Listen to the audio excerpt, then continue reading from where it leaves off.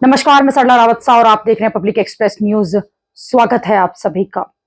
खूबसूरत बैरन घाटी, जिसे मिनी स्विट्जरलैंड भी कहा जाता है, जहां साल भर लाखों टूरिस्ट पहुंचते हैं। जम्मू कश्मीर के पहलगाम में इसी घाटी को, जिसे दुनिया का स्वर्ग कहते हैं, हजारों लाखों लोग हम जैसे पहुंचते हैं, सपना देखते हैं वहां जाने का, टूरिस्ट डेस्टिनेशन में उसे रखते हैं। और वहां कुछ आप और मेरे जैसे ही लोग पहुंचे, लेकिन उन्हें क्या पता था कि ये टूरिस्ट डेस्टिनेशन उनके लिए इतनी खतरनाक हो जाएगी कि उनकी वहां मौत हो जाएगी। आतंकी हमला किया गया मंगलवार की दोपहर, जब टूरिस्ट अच्छी अच्छी तस्वीरें खिंचा रहे थे और इस पहाड़ी पर पहुंचे थे, जहां पहुंचने के लिए गाड़ियां नहीं जाती हैं, जहां पहुंचने के लिए खच्चरों का, घोड़ों का इस्तेमाल किया जाता है, वहां ये लोग पहुंचे। उन्हें क्या पता था यहां उनका काल उनका इंतजार कर रहा है, ये आतंकी उनका इंतजार कर रहे हैं। 50 राउंड फायरिंग की गई, निर्ममता से हत्या की गई। टूरिस्ट से यह पूछा गया कि वो कहां से आए हैं, उनके नाम क्या है। AK-47 जैसे हथियार लिए हुए ये आतंकी पुलिस और सेना की वर्दी में थे।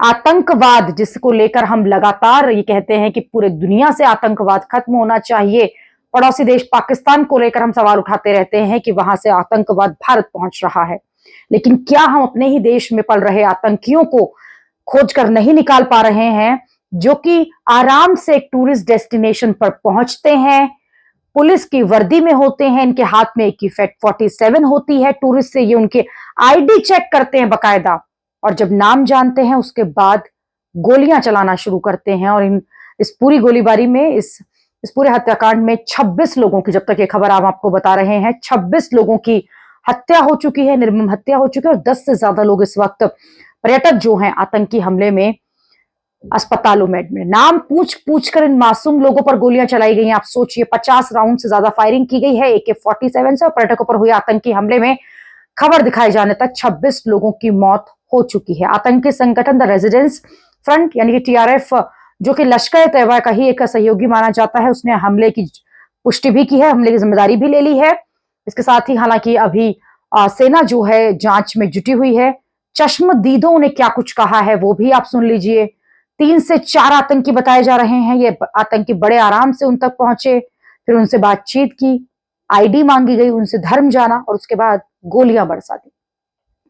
वहां मौजूद टूरिस्ट ने बताया है कि सेना की वर्दी में थे, पुलिस की वर्दी में थे, इसलिए लोगों को मौका ही नहीं मिला भागने का। हमले के तुरंत बाद ही पूरे जम्मू कश्मीर में हाई अलर्ट घोषित कर दिया गया है, और हमले के कुछ घंटों में ही दिल्ली में हाई लेवल की मीटिंग भी होती है, जिसमें गृह मंत्री समेत हाई लेवल के लोग मौजूद थे। और उसके तुरंत बाद ही अमित शाह जो है कश्मीर के लिए रवाना भी हो गए हैं, जम्मू कश्मीर पहुंचे हैं।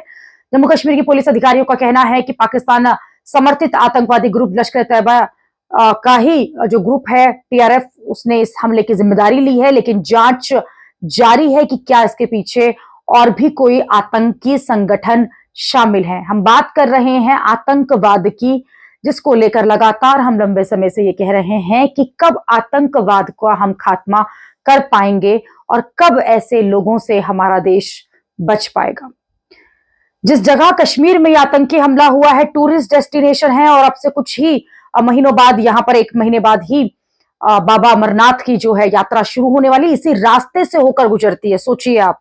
और यहीं पर हमला किया गया है। आतंकियों ने कायरता तरीके से ये हमला किया है, और कैसे, कब आतंकवाद खत्म होगा, क्योंकि नया आतंकी हमला होगा और हम इस आतंकवादी हमले को भूल जाएंगे।